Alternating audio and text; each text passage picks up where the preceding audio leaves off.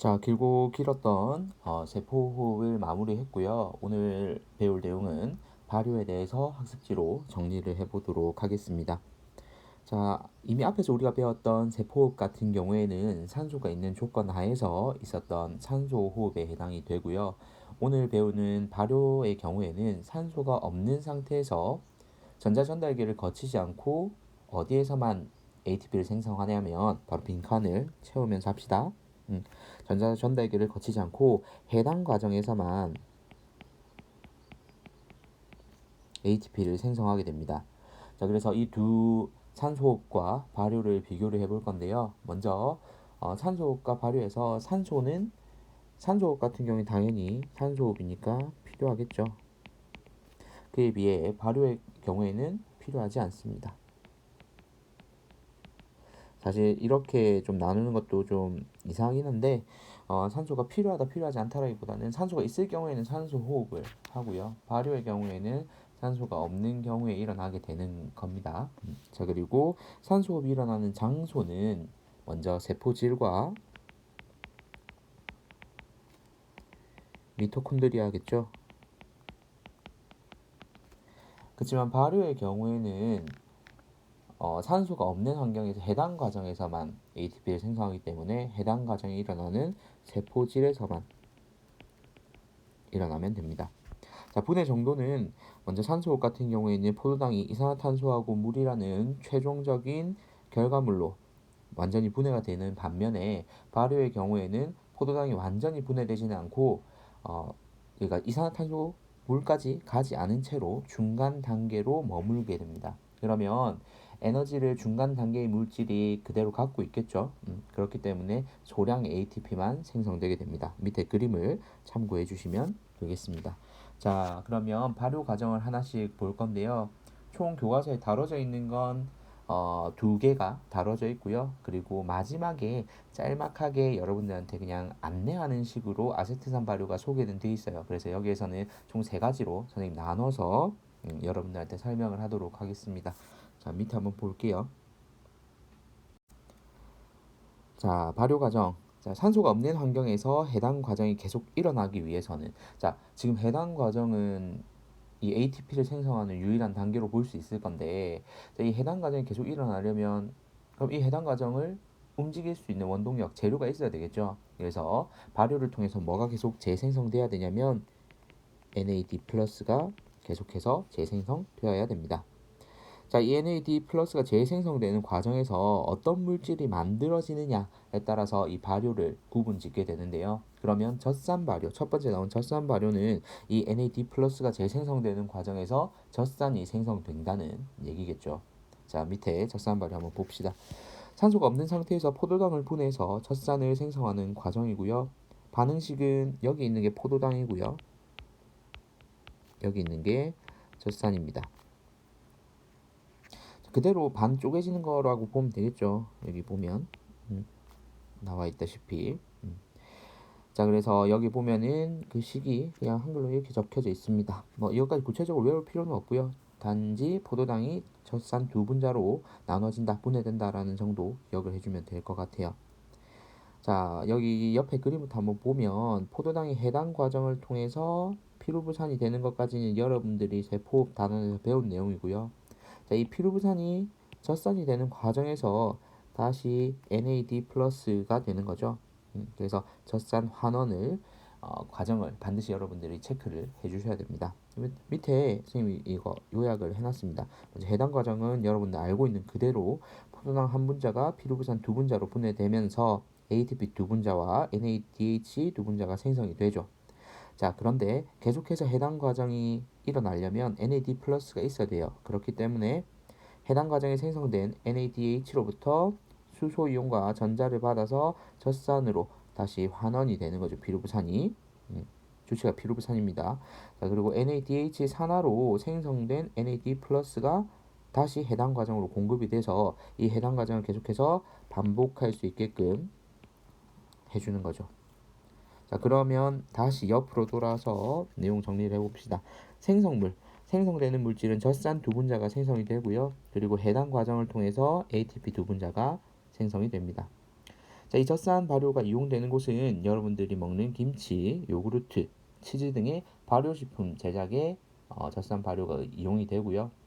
그리고 여러분들이 참고로 알아둬야 될 게 바로 5번에 있는 사람의 근육세포에서 일어나는 젖산 발효입니다. 자, 사람이 과격한 운동을 하게 되면 이제 근육세포로 계속해서 산소를 공급해줘야 되는데 이 공급되는 산소의 양이 부족해지는 경우가 발생을 하죠. 이때 젖산 발효가 발생되는데요. 이렇게 만들어진 젖산은 계속해서 근육에 축적, 쌓이게 됩니다. 우리가 이런 것을 근육이 뭉쳤다라고 표현을 하죠. 자, 이렇게 근육이 뭉친 근육을 풀어주기 위해서는 이제 충분히 휴식을 취하게 되면 젖산이 혈액을 통해서 어디로 이동하냐면 간으로 이동합니다.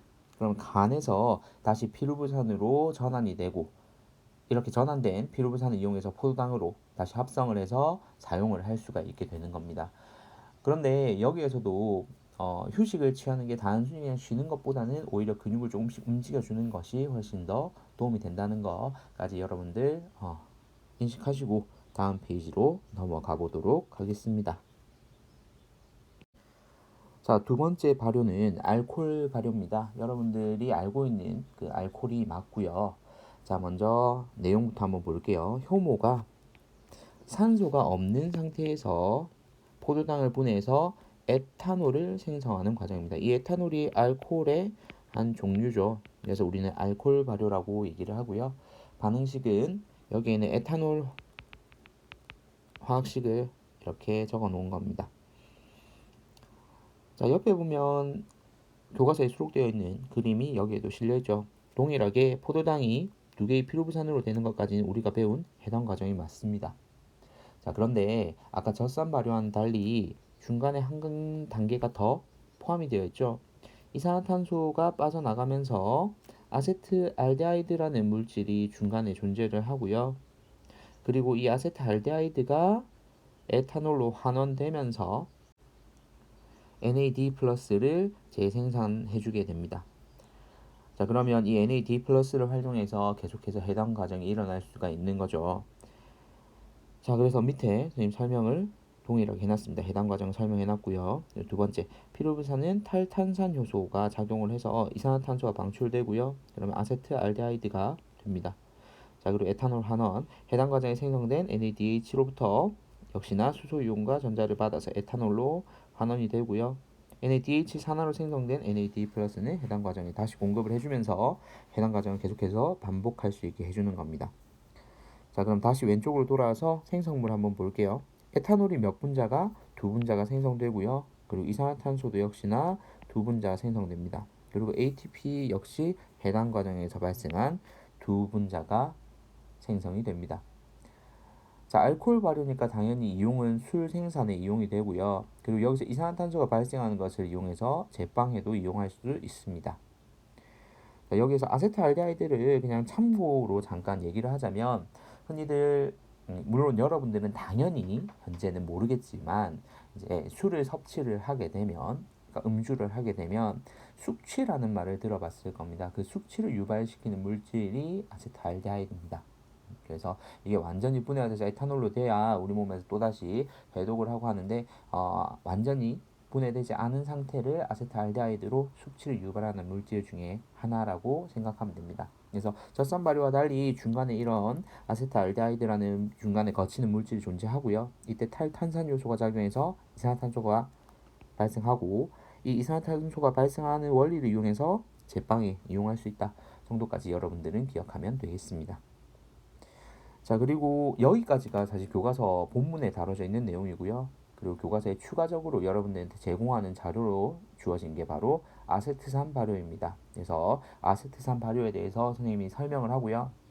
이 이전 교육 과정에서는 다뤄져 있던 내용이에요.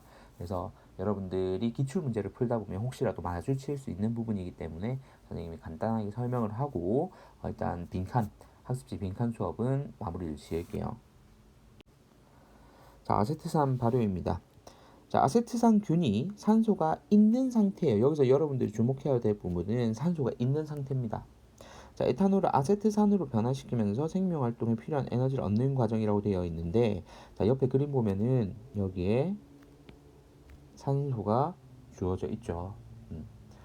자, 그리고 반응식을 보면 여기서는 뭐 선생님 그냥 간단히 써놨어요. 왜냐면 여러분들 교과서 본문에 다뤄져 있는 내용이 아니기 때문에 그렇습니다. 자, 에탄올, 탄소 2개로 이루어져 있는 이 에탄올이 아세트산으로 되면서 물이 빠져나오고요. 그리고 8개의 ATP 분자가 보이네요.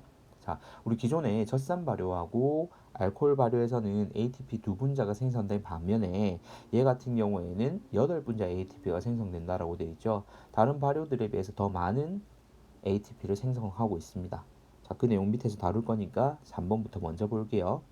자, 산소를 이용한다라는 특징이 있죠. 그래서 산소를 이용하기 때문에 산화 발효라고 얘기를 해요. 자, 산소를 사용하긴 하는데 문제는 우리가 아까 산소 같은 경우에 이산화탄소와 물로 완전히 분해된다라고 얘기를 했잖아요. 근데 여기에서는 이산화탄소와 물로 분해되지는 않고요. 아세트산과 물로만 분해되기 때문에 완전히 분해되지 않았다는 특징 때문에 얘는 발효에 해당하는 겁니다. 그래서 반드시 이거는 여러분들이 산소를 사용한다는 특징을 좀 기억해 주고요. 여기도 발효에 해당한다는 것도 반드시 좀 기억을 해 주시기 바랄게요. 자, 그리고 4번. 다른 발효, 젖산 발효와 알코올 발효와의 차이점은 에너지원으로서 포도당이 아닌 에탄올을 사용하고요. 그리고 NADH 두 분자가 생성이 되기 때문에 더 많은 ATP를 생성할 수가 있는 겁니다. 그래서 여러분들이 요거는 참고로 좀 기억을 해주시기를 바랍니다. 여기 별표가 무조건 암기하라는 게 아니라 여기에서는 이런 내용이 좀 특징이 좀 다른 발효들과는 다른 점이니까 그 차이점을 잘 구분하라는 별표예요. 반드시 외워라는 거는 아닙니다. 자, 여기까지 해서 이번 발효학습지 빈칸을 한번 채워봤고요. 여기에 해당하는 문제가 뒤에 또 선생님이 수록을 해놨어요. 총 6문제인데요. 발효가 항상 시험 문제에 출제가 됐었다고 보면 됩니다. 4월 모의평가부터 2가 출제되니까요. 4월, 6월, 7월, 9월, 10월, 11월에 평가된 수능까지도 발효는 빼먹지 않고 한 문제씩은 출제가 됐던 파트이기 때문에 간단하지만 여러분들이 또 반드시 기억을 해줘야 되는 부분이다 라는 거 강조하면서 다음 문제풀이 강의를 통해서 학습지를 마무리 짓도록 하겠습니다. 강의 듣느라 수고했습니다.